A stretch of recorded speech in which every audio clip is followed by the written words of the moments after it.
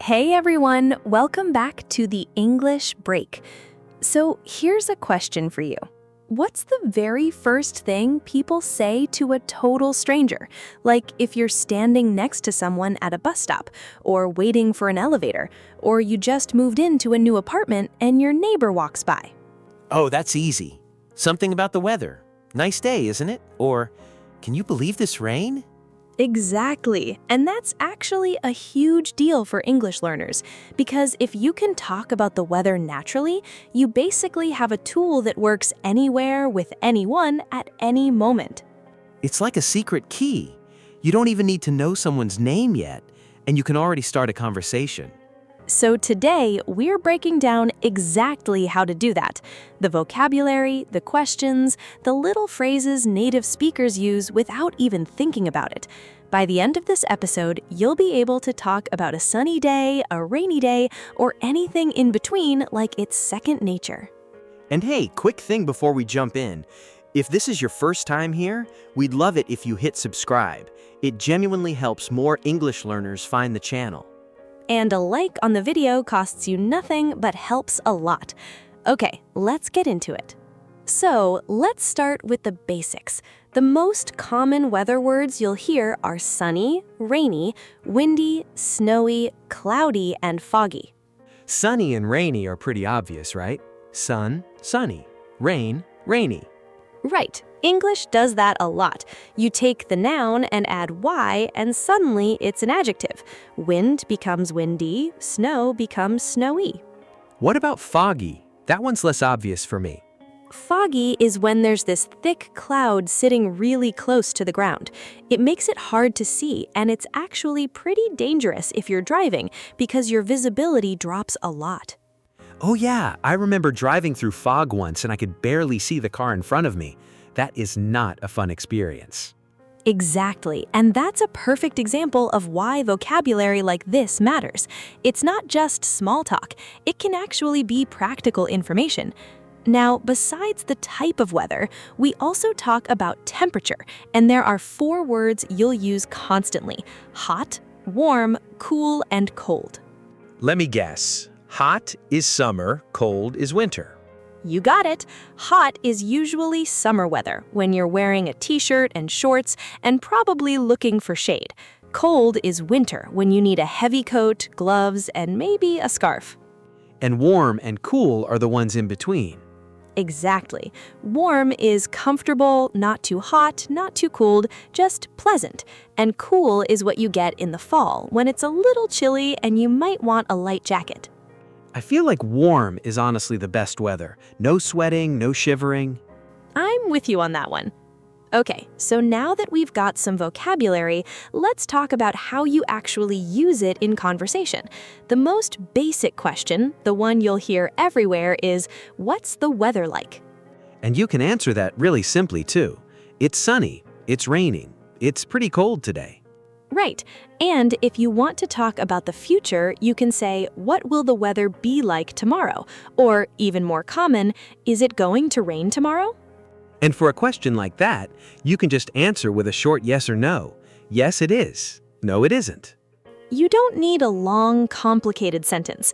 Native speakers use these short answers constantly, so it's actually a really useful pattern to practice. Can I ask something? Why is weather specifically the topic everyone jumps to? Why not sports or food or something else? That's actually a great question. Weather works because it's completely safe. It doesn't touch on politics or religion or anything personal. Everyone experiences it, and everyone has an opinion about it, even a small one. So it's kind of the perfect neutral ground. Exactly. It lets you connect with a neighbor, a coworker, or a total stranger without any risk of saying something awkward. Actually, now I'm curious, what's the weather like where you're watching this right now?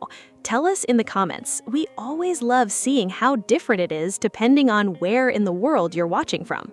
Yeah, we've got viewers in so many different countries, so someone's probably sweating in the heat right now while someone else is bundled up in 3 layers.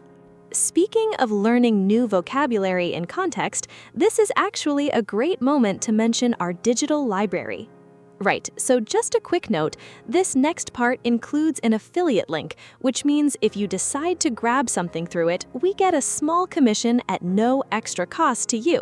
It's basically a resource we put together with books organized by level, audiobooks, and grammar guides. So if you want to keep building vocabulary like the words we're covering today, it's a great place to start.